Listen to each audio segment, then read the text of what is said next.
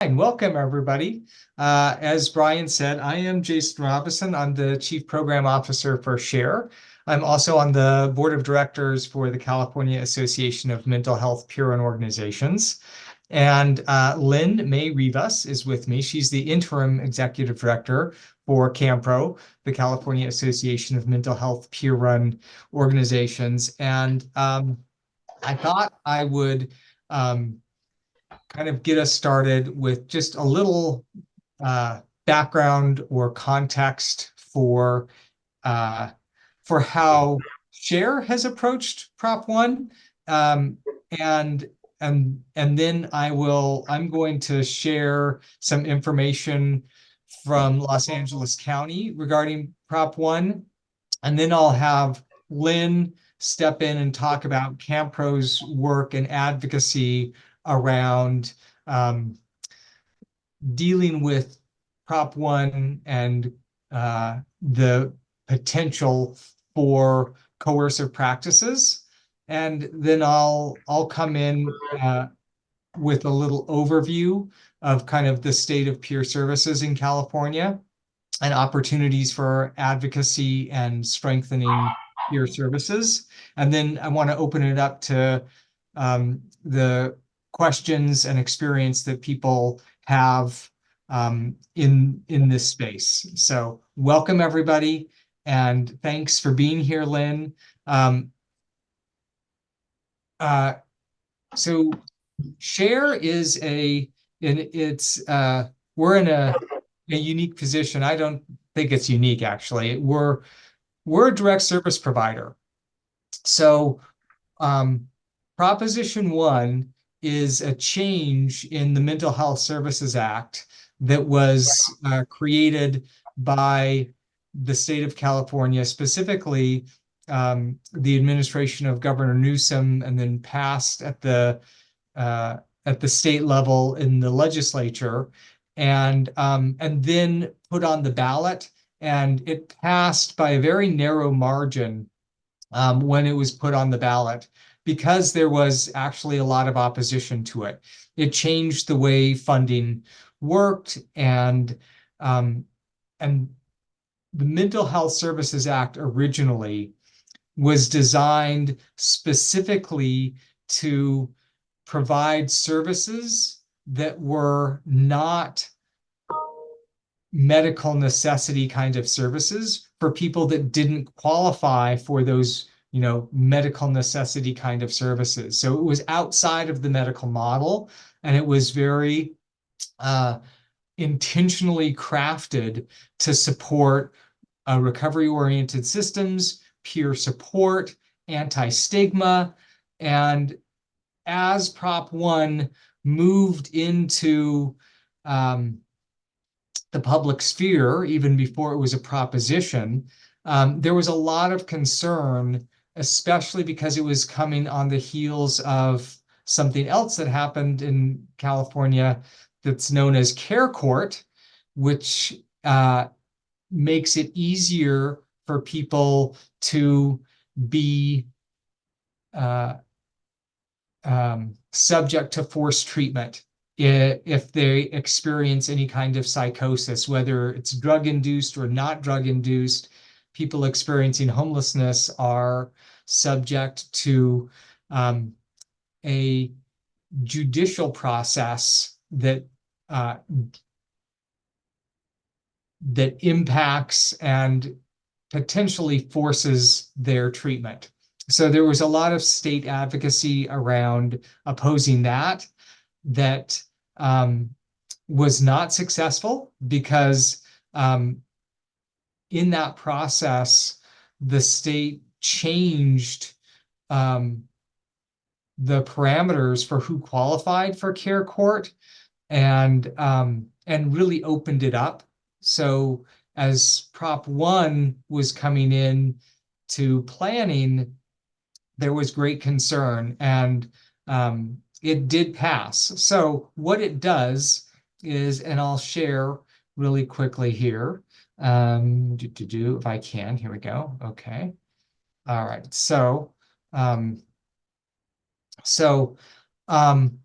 it changes under the Mental Health Services Act, local counties had a lot of control around how they spent Mental Health Services Act dollars. And after Prop 1, the state will have more control, and it's now the Behavioral Health Services Act rather than the Mental Health Services Act. So BHSA funds are under more state control now. And again, this was put together before it actually passed. So the state addressed this as a way to have accountability and have accountability over counties for how they use mental health or behavioral health services act dollars. The thing is, it is funded by a $6.3 billion bond that's intended to build residential settings ranging from congregate housing to community housing.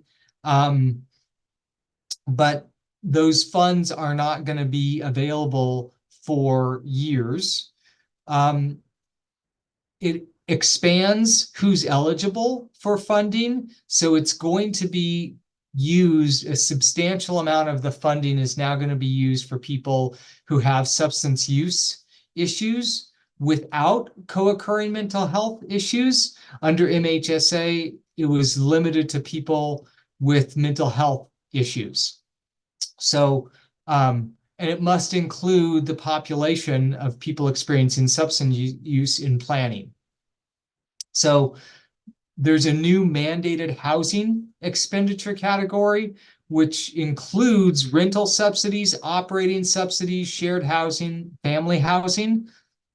And it also includes capital development, which is funding for new construction. It caps that at 25% in fiscal year 2032. So it does not include mental health services and supports for any of the housing that's built. So the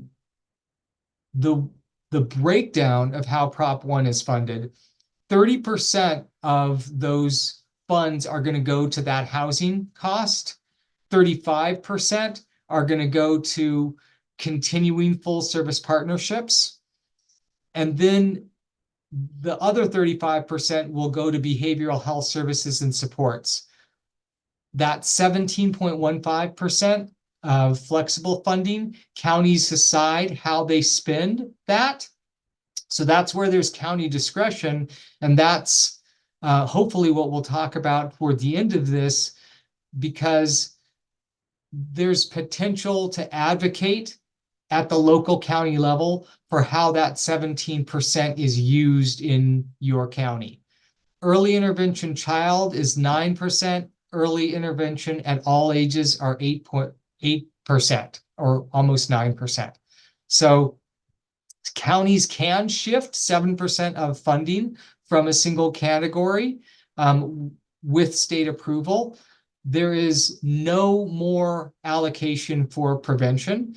One big part of the Mental Health Services Act was prevention. There's no more allocation for prevention, suicide prevention, anti-stigma, workforce education and training. So advocates have been concerned that there's a loss of what can be funded. And this slide here talks about how this is a comparison between current MHSA funding components and how things will be comprised under the Behavioral Health Services Act. So, and I'll send this to people. So the update essentially now is that it has passed. So that means, where do we go from now? And one of the things that is going to happen, counties are looking at what to do with early intervention categories. Innovations is gone, and so how do we figure out how those early intervention dollars can be spent. I will say it's really important to connect at the county level with the planning process, because in Los Angeles County, for example, LA County DMH is beginning a year-long planning strategy that has to include people with lived experience, both of mental health issues and with substance use issues, in that planning process to create the plan for how these dollars are going to be spent. So what does that look like? It looks like stakeholder town halls, stakeholder work groups.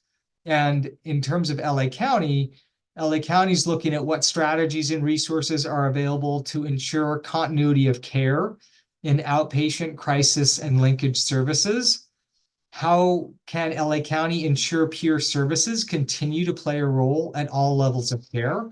And as a peer-run organization, and as somebody that is deeply committed to peer practices and peer services, this is my kind of area of advocacy, is to make sure that my local planning process maximizes in every way possible peer services and how peer services are connected at every level of the new plan.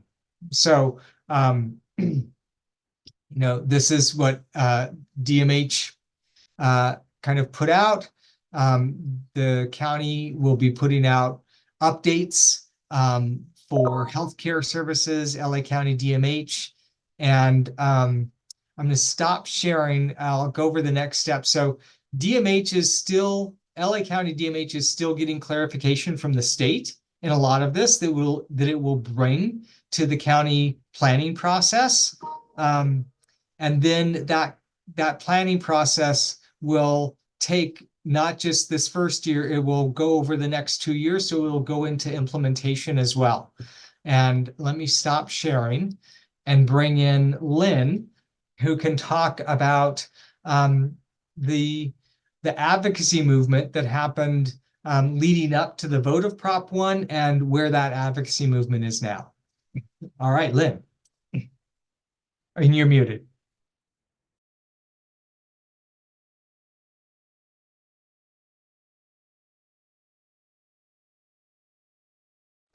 There we go. Hi, everybody. I think that, well, first of all, this is just the latest assault on the peer community. The move, we've always been about two things. One is decreasing or eliminating involuntary institutionalization, and increasing peer services. And that has been creeping. We made lots of progress 40 years ago, but it's been creeping in the other direction for the last decade, especially with the care court, especially with Proposition 1. And one of the things I want to point out about institutionalization is that, unfortunately, it has a disparate impact on communities of color. And as a result, Prop 1 is going to have a disparate impact on communities of color.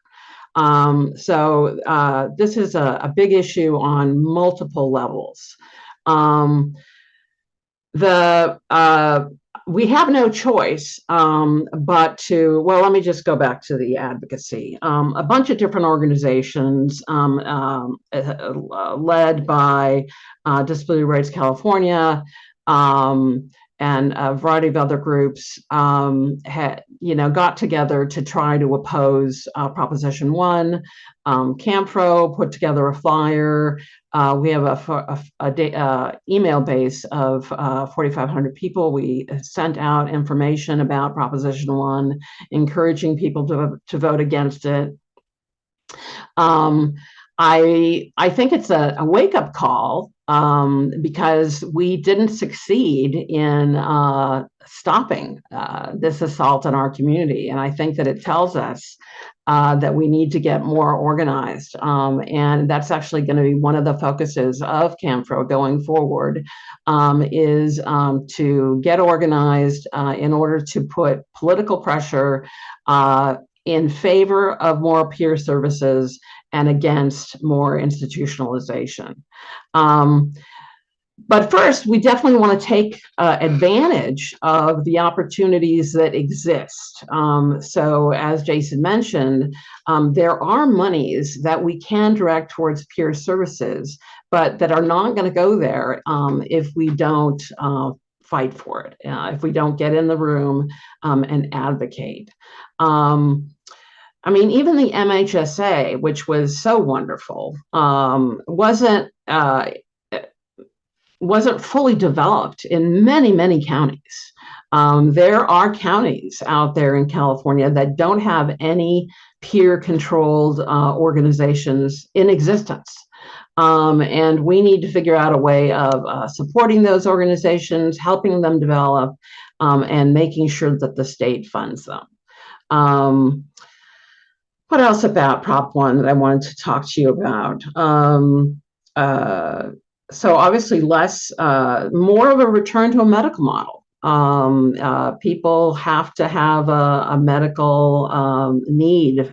So you don't have the wonderful prevention services and anti-stigma services, which are so critical, quite frankly, to our mental health. Stigma is such a negative phenomenon. It hurts us all, and working on that issue makes us healthier.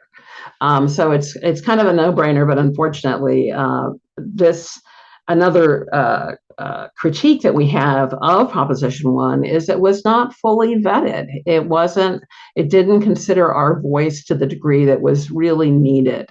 The institutionalization piece, for example, was something they threw in at the last minute. So there's really an unfair initiative, from my view.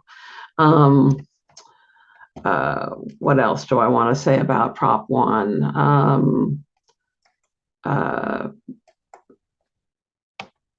Well, we're hoping to develop. Going forward, we want to develop, and we haven't come up with the language yet, but we want to develop in each county a group of people who are willing to go out and testify. What we'd like to see statewide is, so not just in LA County, I feel certain that in LA County, there's going to be people there at these meetings testifying about what is important to peers. But we need people in every county doing that. And so what we're hoping to develop is a group of folks that are willing to go and testify at the mental health meetings, at the town halls, at the work groups, and really making our voice heard about the importance of peer services, the effectiveness of peer services. Peer services not only have a transformative effect on our community and on all of us, they're also a very efficient way of providing support to people with mental health challenges. So county by county, we're also hoping to develop in Sacramento a group of folks that are willing to go and speak to issues at the State House. And just get more organized. And I think that that's the learning that we need to take home from our defeat in Proposition 1. I mean, the good news is that we put up a good fight.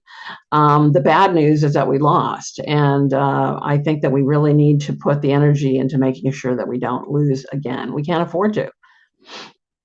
Thanks, Lynn. I think I want to really emphasize something that came up in the chat. I think Carrie pointed out that larger counties in California voted in favor of Prop 1, while smaller and rural counties voted against Prop 1 by and large. And I think there's a lot of pressure in large urban counties to deal with the perceived threat of homelessness, even though the threat is is experienced by the people who lack housing, right? So, and one of the things that is problematic is that funding is being shifted from services to building new housing without funding services and supports for new housing. And in Los Angeles, for example, which is under a spotlight for outcomes in addressing homelessness and housing, permanent supportive housing providers report that the eviction rate for people in permanent supportive housing is the same as the placement rate. So they're moving people into permanent supportive housing, and those people are kicked out of permanent supportive housing. And the permanent supportive housing people are saying it's because services and supports are not funded at the necessary levels. And with this shift in funding, the question is, how are those services and supports going to be funded? And at one point, Governor Newsom was saying that he wanted a dollar for dollar match between MHSA funding and Medi-Cal funding. And that would mean that medical necessity gets funded, not things outside of medical necessity. Regardless of whether we have peer certification as billable under Medi-Cal, we're still looking at medical necessity, and that creates a lot of rigidity around what kinds of services can be funded and what kind of supports people have access to, and that's problematic. So in that local kind of planning level, I think those are particularly important to address. And at this point, I'm going to bring up another slide that I'm going to share, and then we can have our discussion of this is the kind of the state of the funding for the peer workforce in California. And let me see if I can do that. So, so right now, California funds peer services primarily through MHSA and Medi-Cal. MHSA will continue for another year until BHSA kind of kicks into place and BHSA really starts in 2026. So the agencies that fund peer services or could potentially fund peer services right now, the Department of Healthcare Services, Health and Human Services, Substance Use and Prevention Control, DMH at the county level, the statewide kind of forensic corrections, and DPSS.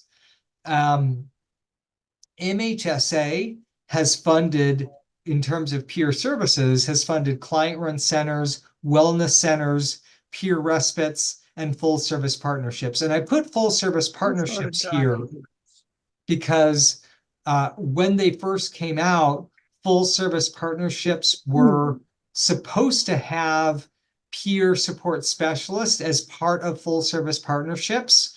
And that in Los Angeles County, not every full service partnership team does have a peer. And the peers that they have are report that they're being used for things outside of peer services. So moving forward, because so much emphasis at the state level is still going to full service partnerships, there could be a potential to make full service partnerships much more peer centric. There might be counties that are open to that. We talked about the diversion of 30% of MHSA funding to housing. So Medi-Cal is going to be a much broader and deeper conversation at the state level. The state is, California by statute is not allowed to have a deficit. So as the state gets less funding, right, Every year, the budget has to be proposed, and when the state has less money, the state looks to fund things through the federal government. So Medi-Cal is the way to do that because the state gets a dollar for dollar match on Medi-Cal services. So it's a way to pay for services. So the difficulty for peer services under this model where the state's going to be looking to leverage state dollars with Medi-Cal dollars at the federal level is that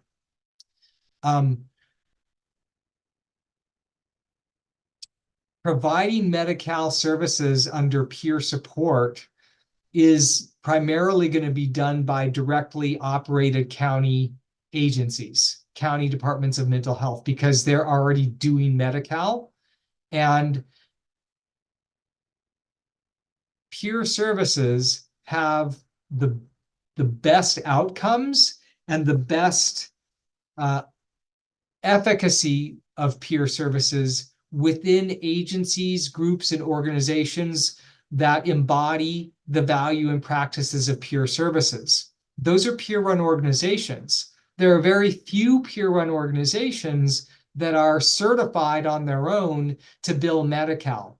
And with the peer certification, some peer-run organizations are moving toward that.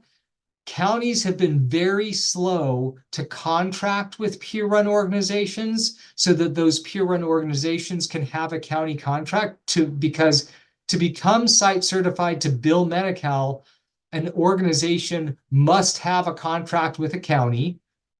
That contract then has to be amended once that agency is site certified to bill Medi-Cal so that the agency can bill Medi-Cal. So it's going to take years to scale peer-run organizations to the point where peer-run services are that bill Medi-Cal are happening through peer-run organizations.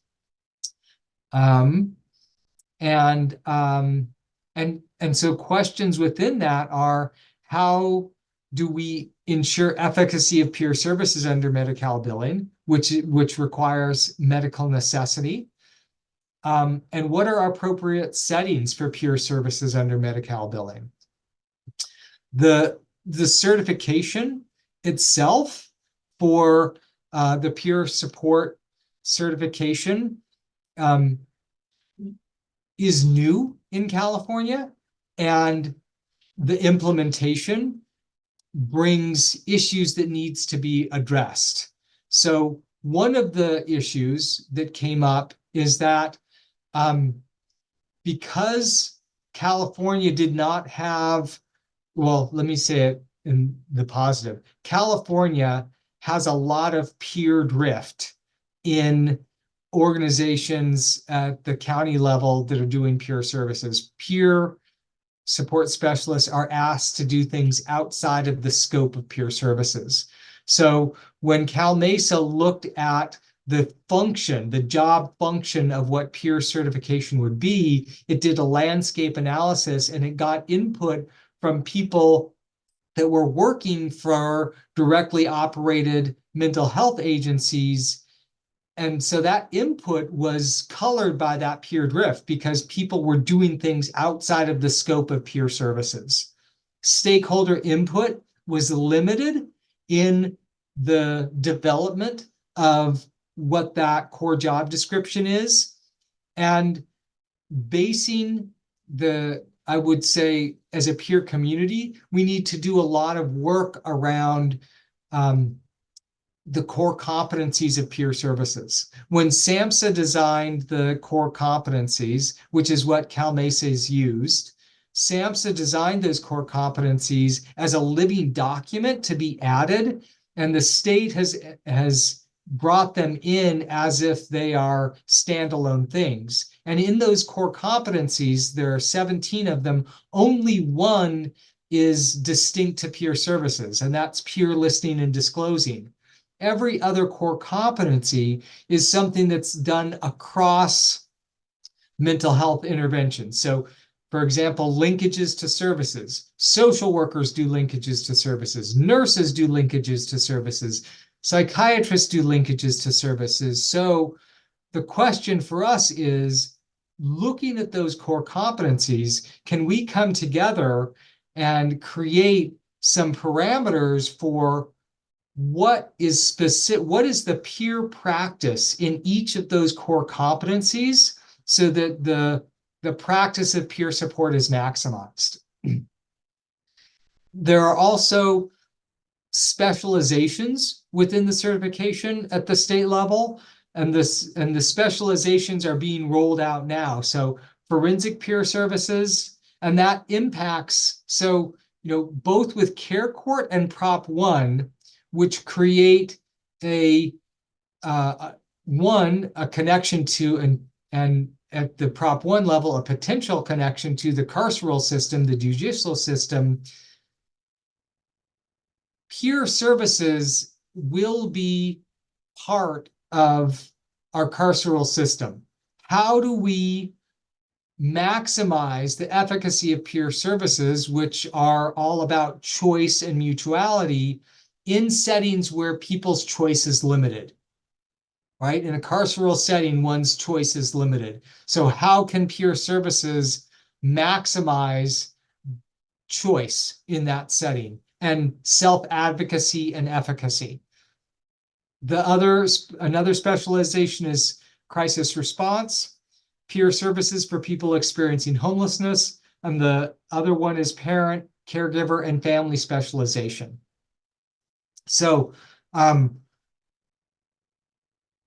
we now have many training vendors at the state level of peer services and peer certification, and Share, in full disclosure, is one of those trainers, where we have a contract we have 2 contracts at the state level. One is with HECI and one is with CalMesa to train for the certification of peer specialists.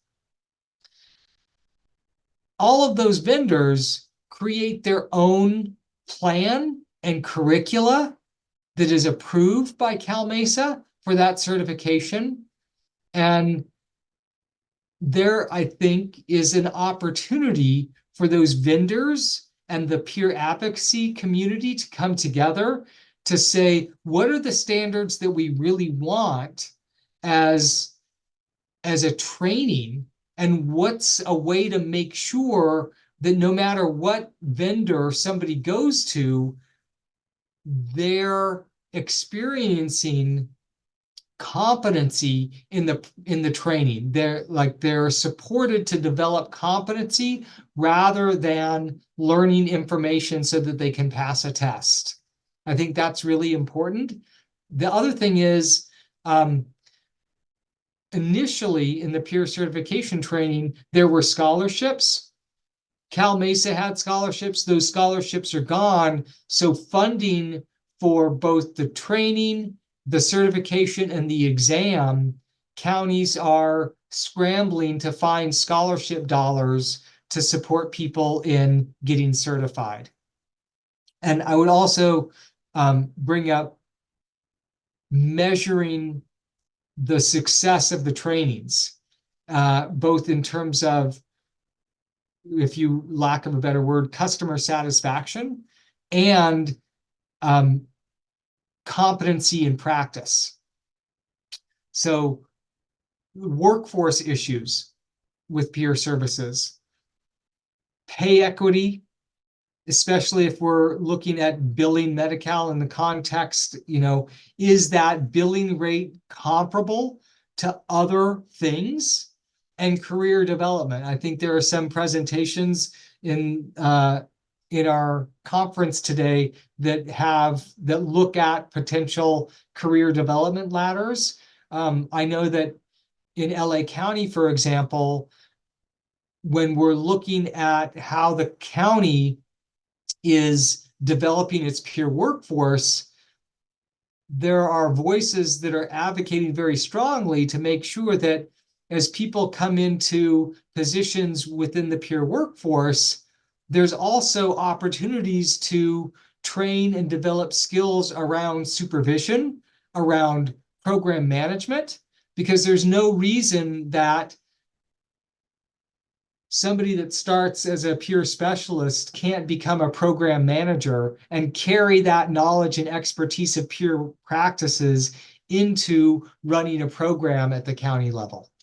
So I think those are opportunities for career development. Let me stop sharing my screen and kind of open it up for discussion and questions. I'm eager to hear your experience, any questions that you have, and any concerns that you have. And Brian, I know, will help me monitor any questions that come up in the chat, and I'll look.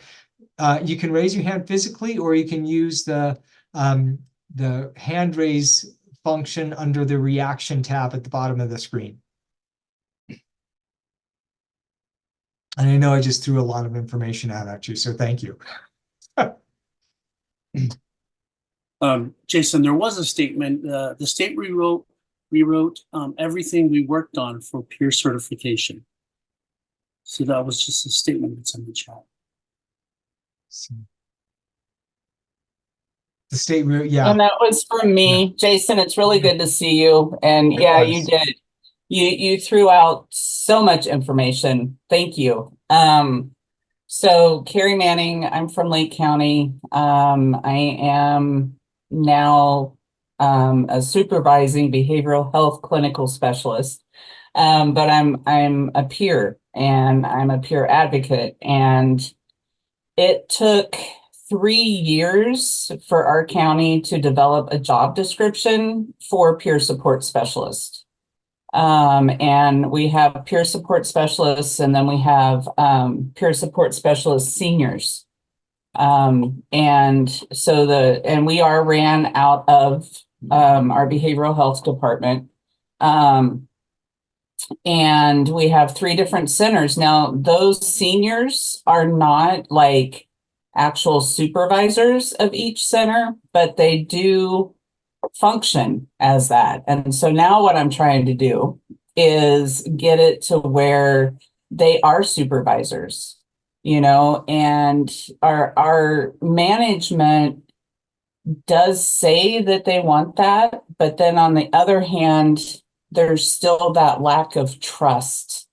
And it's so frustrating because, you know, our director identifies as a peer, and one of our deputy directors identifies as a peer, but they can't let this evolution happen, you know, and I'm concerned about the passing of Prop 1, you know, because it's going to change how we run everything, you know, because we have like 4 peer support centers. We contract with an agency for one of those for 𝗣𝗿𝗲𝘀𝗀𝗃 youth, and you know they're concerned that they're going to lose the contract, and you know, like it's scary. It's scary what's coming down. And I don't know, you brought up so much for me. I could like sit here and talk for a long time, but I know other people have their hands up. So I did hear though that rural counties can file for an exemption.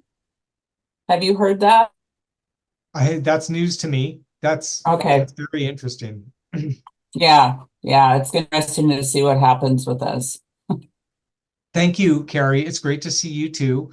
And yeah, I think your comment is 2 things that I want to say that I hope that we can, coming out of this, that we, you know, that we can create a list of contacts and keep moving this conversation and this effort. I think your experience certainly raises the necessity of continuing anti-stigma work within, yeah, definitely, you know, within counties, and a lot of that is because the stakeholder process, right, is often limited to planning mechanisms where people in recovery, unless they're employed by an agency that's part of that work, can't be in those meetings because they're during the work week, during work hours. So exactly, Thursday mornings at 10 o'clock. Yeah, so making sure that there are community meetings for the community to attend outside of their work hours is really important. Thank you. So I see Michelle and then Kat. Yes, hi, good morning. Thank you so much for this. Happy to be here. My name is Michelle Tanner. I am with Pacific Clinic's Recovery Education Institute out here in Orange County, California. And same as you, Jason, we are one of those approved trainers as well. So I have been and am heavily involved with the peer certification process, and myself am one of California's first certified peer support specialists. So I have attended a lot of meetings, and I've been a part of this whole rollout thing. And working with our students, this is something that I have really paid attention to, is one thing that you mentioned, that it's almost, I feel like it's our responsibility as the trainers to really be teaching, how we do this work, right? We have these competencies, we have this exam, we have these things, right? These guidelines and rules and all the things. However, it's up to us as individual teachers and trainers to provide what we really want us to know, right? What we really want to people to use on the job and working with people, and provide the quality of service that we find important and valuable. And so I really keep that in mind, as I'm doing PowerPoint presentations or teaching classes or working with individuals. And I see that that's one of the biggest concerns with students when they're taking the training, is like, is this going to be on the test, right? It's like, well, I mean, some of it, yes, is on the test, but some of it is just, we need to know, right? We need to learn this. We need to know how to do these things and apply them and put them into practice. So thank you for bringing that up. I really appreciate that. The other thing that you had mentioned is this career development, this career ladder. And what we find amongst our community is often peers don't even consider anything beyond this tiny moment of being a peer in direct services in their life, right? Like this bigger picture, this future planning of like, what else is out there? What else can we be a part of? And I think that this is, to me, this is really important, because what I have learned about advocacy and change historically, I think that we have found it's being a part of, right? Not sitting outside and talking about how things should be or need to change or whatever, but we want to be in it. We want to be a part of it. And I see the value of having peers sitting at all different levels, right? And in all the places, because I really feel that that's really where we get to change the system, is not just sitting outside and looking in, but actually getting in there and being a part of it, and being at all these things and having our voices heard, being in positions that can actually, apply those things and change those policies and change those laws and change the rules and the guidelines and all of the things, right? So I really try to inspire our students by at least presenting all those opportunities, right? So I think that that's a part of it too, is just, informing folks about this potential career in the whole system, not just being a peer and talking to one another, right? That's one small part. Well, I don't know if it's small, but it's one part. So I really appreciate that. I know that in our training, we do have a day where we talk about the multidisciplinary team that we may find ourselves working with, and really kind of trying to introduce folks to all of the different roles that are available, including all the behind the scenes admin work, which is where I think that I don't know if this is a true statement, but it's, in my opinion, it seems like that's where we're lacking peers, right? We're lacking peers in the places that can really affect change. So I don't know, that's my opinion, but I really appreciate you bringing these topics up. I think they're really important for us to be thinking about and talking about with each other as we move forward with this process. Thank you. Really great to hear from you, Michelle, and thank you so much. Couple things before I get to Kat. Thank you for your patience, Kat. After Kat, there's a question in the chat from Michael Nugent, and we'll go to that. I want to say, one of the things that I think is really important that you bring up, Michelle, when we talk about being at the table, I think there are a couple things, right? Like under MHSA and now BHSA, what they're looking for is like quote unquote people with lived experience, right? And they're going to check that box that they've got. And usually what they do is they bring people that those agencies are providing service to that table. And I think it's important that we start really emphasizing the distinction between people with lived experience and peer providers. And both need to be at the table, right? Because the table currently consists of social workers, psychiatrists, psychologists, and nurses. And then you've got people with lived experiences. Well, we need peer providers at that table that can talk about evidence-based practices, best practices, and people with lived experience, people receiving services. So I think that's a real critical distinction. And then, so there's that. Thank you. Kat, great to see you. Welcome. Hi, everyone. How are you guys doing? This is a great conversation, and I definitely agree that the Prop 1 is definitely a setback, having worked with multiple organizations. On the other hand, I see that there's a lot of light at the end of the tunnel. My experience is quite vast. I currently work on the 𝗣𝗿𝗲𝗀𝘀𝗀𝗲 line, but I've also worked with Employment Training Panel for many, many years, the Workforce Investment Board of Workforce Investment Act.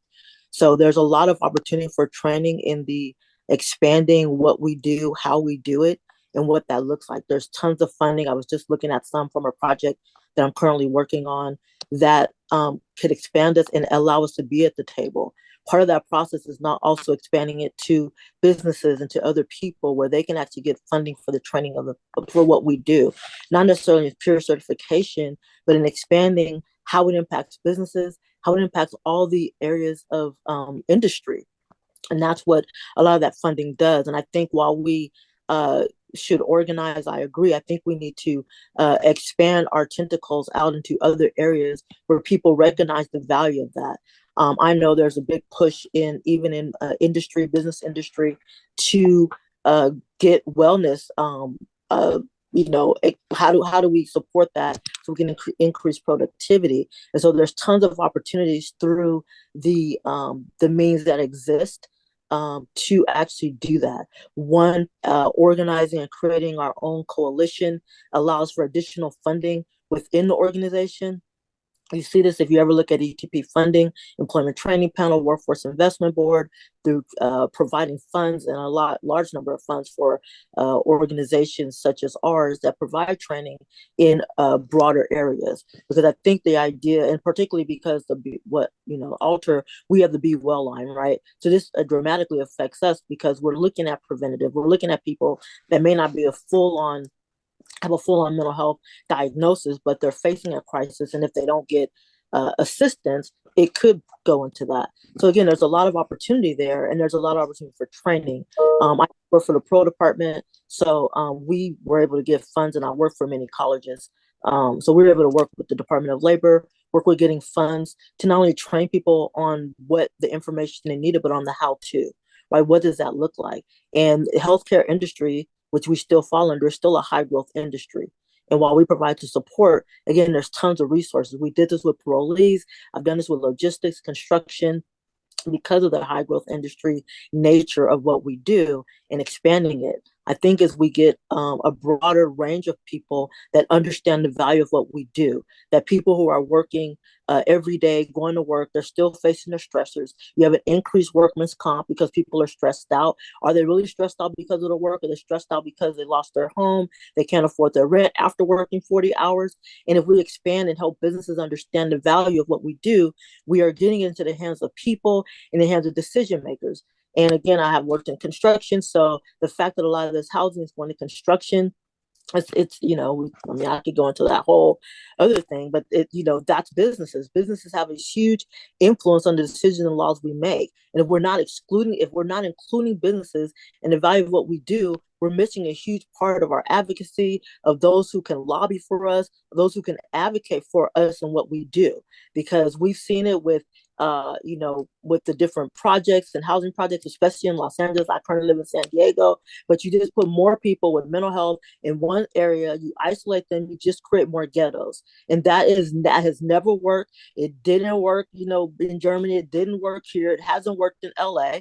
And if it worked, then we wouldn't be having this conversation, and BHSA would not have been leaning to the MHSA to do what we do.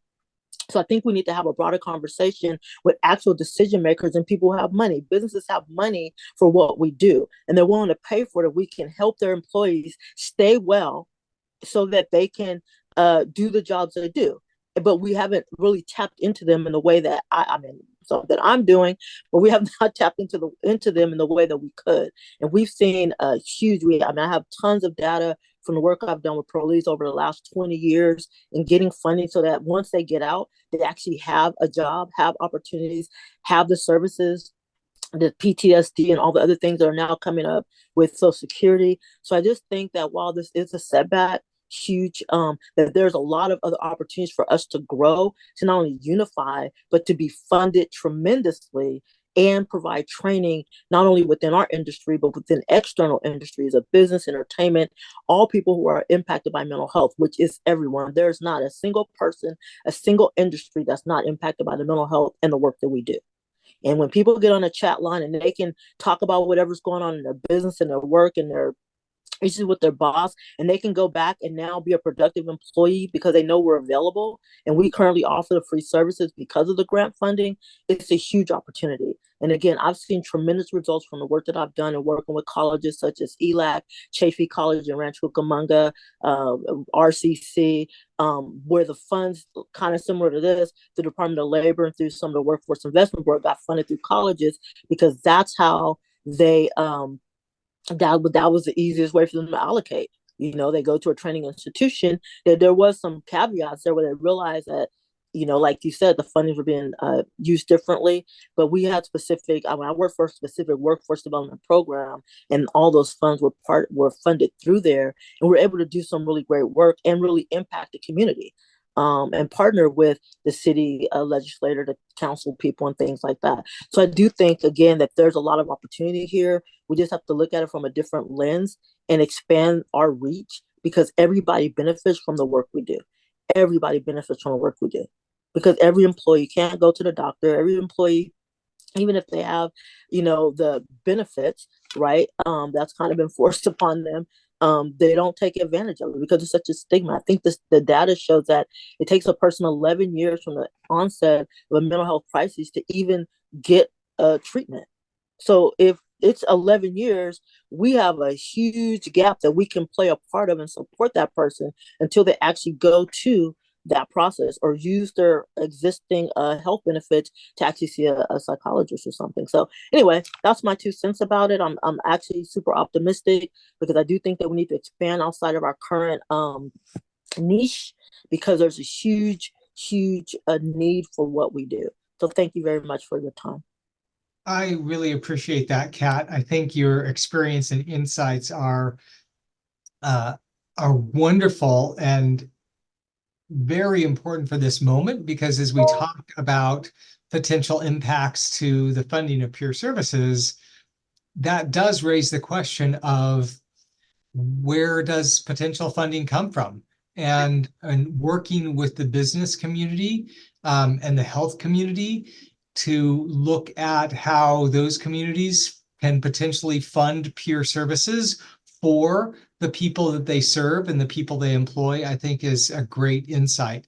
And that does bring us to kind of Michael's question in the chat. What is the potential funding? What is the potential for utilizing community wealth building strategies that use institutions such as hospitals and universities as funding and resource anchors to secure funding for peer services and link peer services to local, more community-rooted development strategies? I really want to hear from you, Michael, about that. I will say, in terms of the health kind of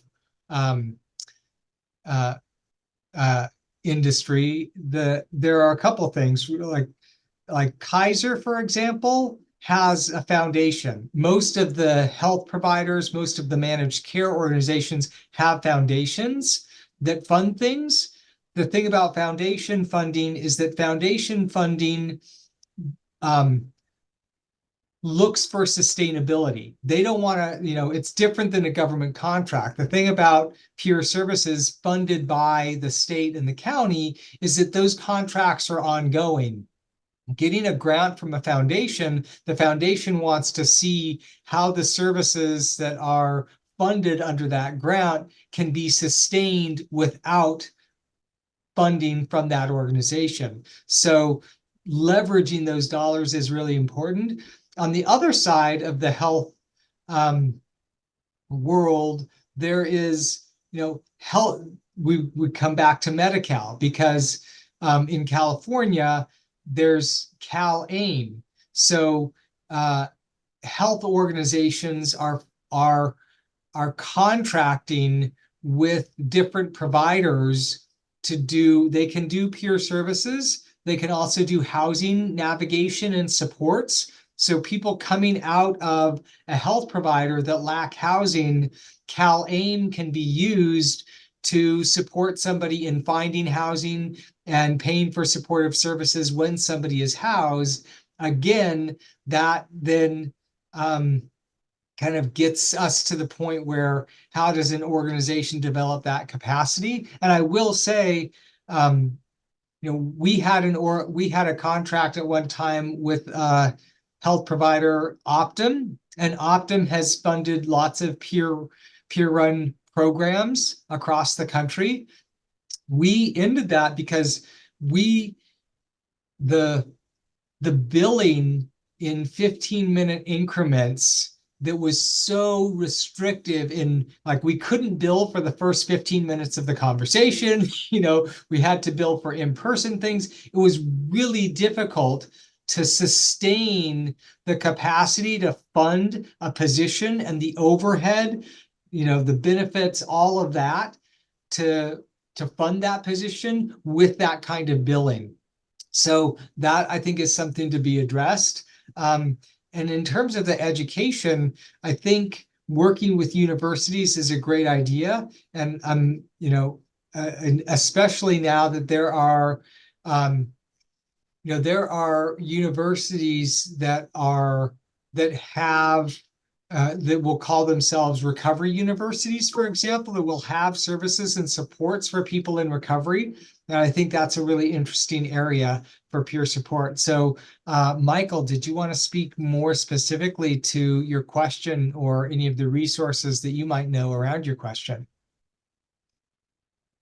Sure. Hi, everyone. I'm kind of learning about community wealth building myself, but what I kind of understand is that, like, it's a method through which local communities can kind of pool their resources together, and like they're not looking for resources necessarily outside of the community. I mean, but fundamentally looking for resources within the community. So usually there are these anchors in the community. If you live in a college town or if there's a hospital in the town that actually, that are non-for-profit institutions that could be that have resources and have wealth, and also talking to local businesses and stuff like this in order to kind of like pool the resources that are already in the community to kind of develop the community in a way that promotes community growth without sort of keeping people in the community and not gentrifying, and also sort of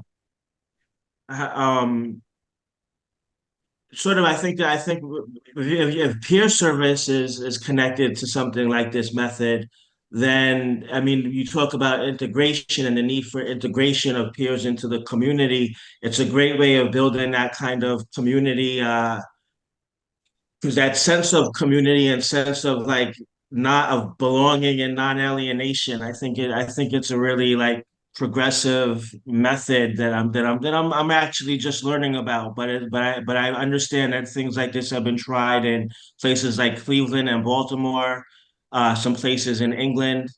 And it seems like an interesting and promising economic strategy and really developing the communities as such. Thank you very much. Yeah, Los Angeles County has in different parts of the county, health neighborhoods where they try to bring together the resources in that already exist in the community. The wonderful thing I think about peer services that you bring up is that it is a community resource. And if, kind of bringing your comment together with Kat's, if we can try and elevate and expose the services and the programs that exist now to people that might not know that they are available. So maybe marketing would be marketing peer services and supports could be really important. Thank you for that, Michael. Others, do people have questions? Or I'm interested to also hear people from other counties. I see Brother Damon Suta Johnson from Alameda County. What's going on in your county? Is the county talking about how they're planning around Prop 1? No. Hey, Jason, how you doing? The county has been planning this move around Prop 1 before Prop 1 became effective. The thing is, everybody, how you doing? From Black Men Speak, the executive director, and a small CBO who has a master contract. But this land grab, as I see it, enabled to provide services to the community. And now with this movement in the passing of Proposition 1, if everybody take notice, we have big corporations now addressing mental health issues, needs, who have the bandwidth. We're a small company. And right here in Alameda County, we're having a problem, and I'm sure in every county in in the state of California, about how to get this certification. If you're a small company, I don't have staff to go chase these leads down, but what consultant company are helping that we can hire to help nonprofits get this certification so they can be employers in their community? This 15-minute interval, what that means to me is jobs in my community by people who look like us, not outsiders coming in our community to make jobs for us. And we're having a problem doing our day-to-day tasks and being able to navigate this system. It's like certain groups are being marginalized out so the big companies can come in and clinicalize this whole field of peer navigator specialists in charge and make up for the pot was being cut, and then put certain employees in here besides peers, with lived experience. But what companies are going to be the next employers of peers? And they divide us. If you're not certified, you ain't worth nothing. But if you're certified, you can work for us, and we need you to do this. But these are the big companies. What about the boots on the ground companies who are doing this work? And asking all the sister and brother organizations, where are the companies who are helping us get site certified, getting set up to do this building, because it's new territory, complicated for some organizations, period. That's another staff. Where is this money going to come from? How do we capture this and get this moved along? Or as our organ, we will be doing subcontract work, and we'll lose our employees, and we will be working for somebody. We want to be an employer in this new land grab or gold rush to employ our community. As the data says, when you help people by you with that lived experience, your chance of recovery and resilience is 100% improved. You remove us, why should I do this job? So how do we get these small companies, Jason, you know what I mean, who don't have that bandwidth to go chase this lead, that lead, this lead. I'm a director. I'm already doing 10 jobs besides my director job. Now I have to get this done. I don't know how in the hell to do it, and I call every day. I don't have the time to do it. Let me hire a company who can walk us through and take care of this process and get you certified. Who are they? Does anybody know? How do we move our small companies forward to still play with McDonald's, Kaiser, children who we see now coming into this field when it was uninterested to it turned into money. Now, all these experts are here to tell us how to treat ourselves. No different than this standardization. We agree, okay, let's make it look uniform. But you're dividing our community. We're not unionized. We're going up against unionized people. How do we save this movement and not be swallowed up by the bigger system? Now you're a healthcare worker working for Kaiser, but you're not a peer any longer. Now you're an employee of a bigger organization. You lose your whole anatomy. But that's what I see happening. And I know if it's happening here in the Bay Area, because I talked to the other one, they don't know how to do it, how to get certified, who you need to do billing, because it's a big process. And it ain't a wait till later and we catch up. This door is opening, it's going to close. How do we get in there, act as peers and a peer movement, or a movement, not an organization, and get all our people in place so we do have a voice in what's going to happen in California with Proposition 1 and probably affect the rest of the country, because we are trendsetters here in California. So if it works here, why wouldn't other states employ this operation to be on their platforms? So we have to watch it. We have to watch. This is new law, new policies, new rules, new regulations. But who are writing those rules and regulations? Do they look like people by us or as family members? Or we don't have somebody else telling me what works best for me and I have to shut up. So that's what's going on here in the county of Alameda from our perspective. We need to get better organized. I heard Sally Zimmerman at our last conference talking about, say they was coming, but for us to organize to keep this movement going. And that's a concern, with this they're coming still our best people. When you got a job, you got to sit somewhere at a desk or whatever. But using our peers the way we use them, that's innovation. Cut, prevention. Sometimes we don't find it, not just early prevention, but prevention period. Cut. All these requirements, and then to collect this data, use it correctly, another cut, can't afford it. When you have a small budget, unless we find the money and we organize collectively. But we will survive here in Alameda County because we will be doing collaborative efforts. But we all need help, I'm sure, in LA County and any other 58 counties here in California. So we got work to do, but as I'm learning, as being an organization, I go ask the seasoned organizations who do have the bandwidth and they're not ready. So what do you expect for a small company like me? And it's like, where I came from, some people get knowledge and they keep it to themselves because they figure if they share it with the community, it makes the pie smaller for them. So we're not really sharing this information. We're acting like we care, but really I'm keeping my organization strong and not, let me come over here and build water for you. So that's our cry here, and I'm sure it's heard in other places, and keep up the good fight. Thank y'all for listening. Thanks, Brother Suja. Lynn, I see your hand up. I also see 𝗣𝗿𝗲𝗀𝗀. If you don't mind, go ahead, Brian. Oh, there's another question in the chat too. I'm not sure if we want to go with Lynn first. Okay. And then Yeah. Let me do 𝗣𝗿𝗲𝗀𝗀 and then Lynn, and I'll go to the question in the chat. Good morning, everyone. I put some different questions in the chat. Why we are not unionized, and also how can we become unionized? Because it seems like other industries are becoming unionized and they're fighting for pay equality. And so what process can we create and organize for a union for this level career? That's a great question. Thank you. So I know a couple things there. One, CalVoices created a forum to talk about that process and what that would look like, whether it goes in a union direction or like a professional association kind of direction is different. Like one of the things that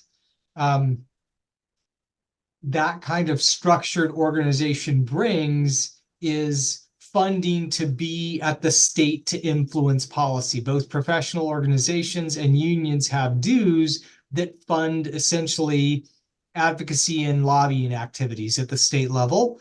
That is really important. LA County doesn't have peer workers. They have peers, but they're employed as community health workers. And they're often part of the union of county employees. So they sometimes join the union, but they're not employed as peer specialists. And I think that's a rich area for discussion, whether it's a union or a professional association. Lynn, thank you for the question. It's great.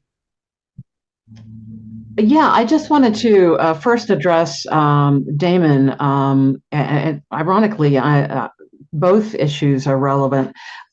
We've been talking at CAMHPRO about, what is our goal going forward? And one of the things that we're really concerned about is how do we get peer organizations to have access to those Medi-Cal dollars, especially small organizations. So I don't know the answer, but I do know that it's a focus. And I think that it's a really important point. With the loss of dollars that comes from Proposition 1, we need to figure out how to make up those dollars, and Medi-Cal provides us an opportunity. And then for 𝗣𝗿𝗲𝗀𝘀, I don't want to address the union issue, but I do want to address one of the issues that's usually high on the union agenda, and that's the issue of wages. Again, this is something that we want to focus on to start advocating, not just for more money focused towards peer services, but more money focused toward peers themselves, towards peer support workers. So that's something that's on our radar at CAMHPRO. And lastly, I wanted to ask you, Jason, I know that there's all these negatives with Prop 1, but obviously they are putting a lot of money into homeless services. What does that mean for peer services in the homeless arena?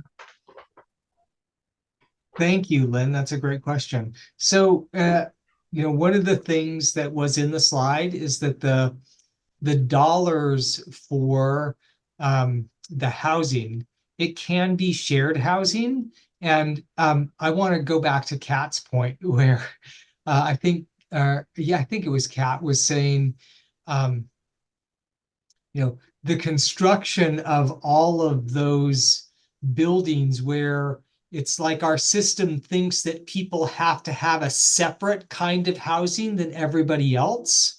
And Share and others have peer-run housing where people live in the same housing as everybody else. Because what's shown to work, and the beauty of peer services, is that what we're doing is community. We're maximizing social support and social connection. And that's where people have support to move forward in their lives. And it's not just professional connections.